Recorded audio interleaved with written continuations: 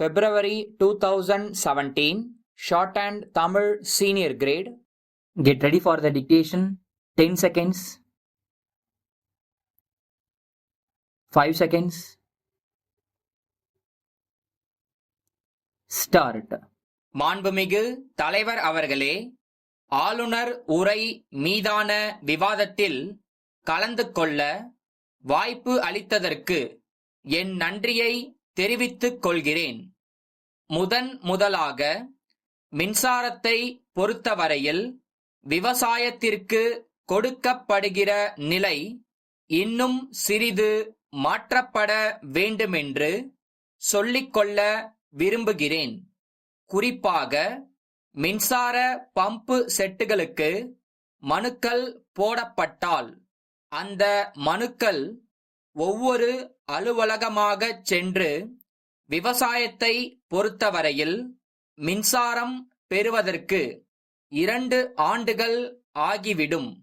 ஆகவே மின்சாரம் கொடுப்பதில் விவசாயத்திற்கு முதலிடம் கொடுக்க வேண்டுமென்று கேட்டுக்கொள்கிறேன்.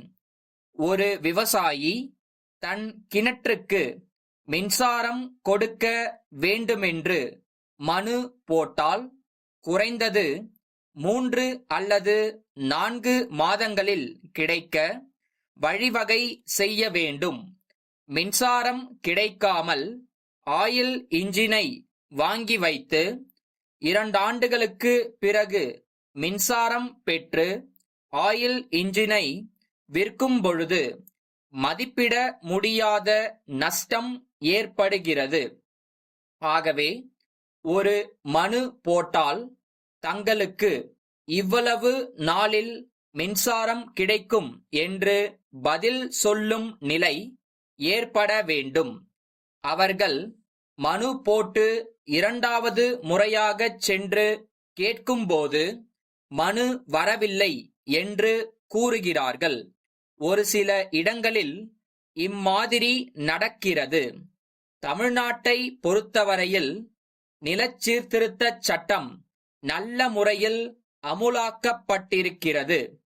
நிலம் வைத்திருப்பவர்களுக்கு மட்டும் நில சீர்திருத்தச் சட்டம் இருக்கும்போது நகர்ப்புற சொத்துக்கு ஏன் உச்சவரம்பு விதிக்க கூடாது என்று கேட்க விரும்புகிறேன்.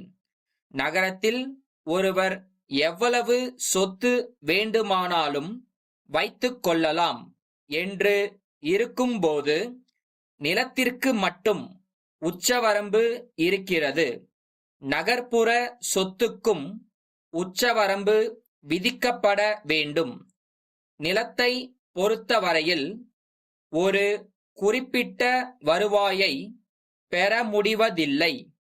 ஒரு ஆண்டிலே ஒன்றுமே கிடைக்காமல் போகலாம். இன்னொரு ஆண்டிலே கொஞ்சம் கூடுதலாக கிடைக்கலாம். ஆனால் நகர்ப்புறங்களிலே ஒரு குறிப்பிட்ட தொகை கிடைத்து வருகிறது. இதை கருத்தில் கொள்ள வேண்டுமென்று கேட்டுக்கொள்ள விரும்புகிறேன். ஊராட்சி ஒன்றியத்தில் நடைபெறும் தனியார் துறை துவக்க பள்ளிகளுக்கு கட்டிடம் கட்ட எந்தவிதமான மானியமும் கொடுக்கப்படவில்லை. முன்பு கொடுக்கப்பட்டு வந்தது. தனியார் துறை பள்ளிகள் நமது பள்ளிகளை விட சிறந்த முறையில் நடைபெற்று வருகின்றன.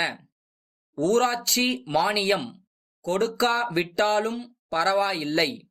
கிராம வளர்ச்சி திட்டத்தின் கீழ் கொடுக்கப்படும் மானியத்தை இந்த பள்ளிகளுக்கு கொடுத்தால் நல்லது.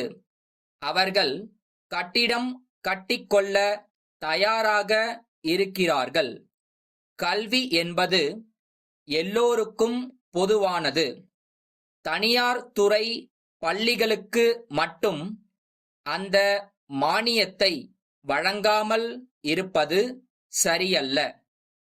அந்த மானியத்தை வழங்குமாறு கேட்டுக்கொள்கிறேன். கோவை மாவட்டத்தை பொறுத்தவரையில் கோவையில் விவசாய பல்கலைக்கழகம் ஒன்று ஆரம்பிக்கப்பட இருக்கிறது. அது மிகவும் வரவேற்கப்பட வேண்டியதுதான் என்பதை நான் தெரிவித்துக் கொள்கிறேன்.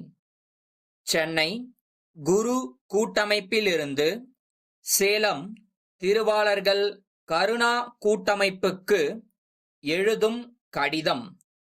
அன்புடையீர், மே 5ஆம் நாளிட்ட தங்கள் கடிதம் கிடைத்தது.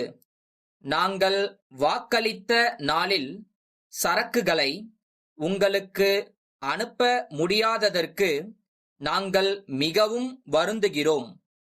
ஒப்பந்தக்காரர்கள், தொழிலாளர்கள் மற்றும் எங்களுடைய மேற்பார்வை அலுவலர்களுடைய ஒரு பகுதியினரும் திடீரென வேலை நிறுத்தம் செய்ததால் எங்களுடைய தொழிற்சாலையில் ஏப்ரல் 10ஆம் தேதி முதல் ஒரு வாரம் உற்பத்தி முழுமையாக முடக்கப்பட்டது. ஏற்கனவே பெறப்பட்ட கேட்பாணைகளுக்காக எங்களுடைய இருப்பில் உள்ள சரக்குகள் ஒதுக்கப்பட்டுள்ளதால் குறிப்பிட்ட காலத்திற்குள் உங்களுக்கு சரக்குகளை அனுப்பி வைக்க இயலாமல் போய்விட்டது. வேலை நிறுத்தம் முடிவுற்று உற்பத்தி ஏப்ரல் 20ஆம் தேதியிலிருந்து மறுபடி துவங்கி உள்ளது. மே 10ஆம் தேதிக்குள் சரக்குகளை அனுப்பி வைக்க நாங்கள் எல்லா முயற்சியும் எடுத்துக்கொண்டிருக்கிறோம். இந்த ஏற்பாடு தங்களுக்கு ஏற்புடையதாக உள்ளதா என்று தெரிவிக்கவும். எங்கள் கஷ்டத்தினால் குறித்த காலத்தில் சரக்குகளை அனுப்பாதது குறித்து நியாயமான கருத்து உடையவர்களாக இருப்பீர்கள் என்று நம்புகிறோம்.